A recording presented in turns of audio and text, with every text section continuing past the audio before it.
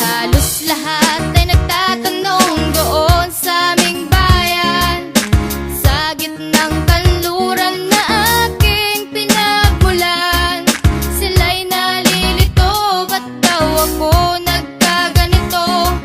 Kung ano ang dahilan, ako lang ang nakakaalam.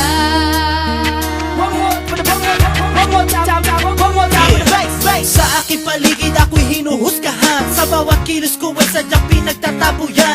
Kahit mga kaibigan ay walang pakialam sa kalagayan ko at hilig hindi maintindihan. Wala nakikinig at sarado ang isipan. Nais ko lang naman ay kanilang maunawaan, tanggapin ako kung sino at mga tinutupad. Handa kong harapin ang pagsubok kahit tuwan. Lahat ay kaya basta't marunong magmahaling pamahagi ang biyaya sa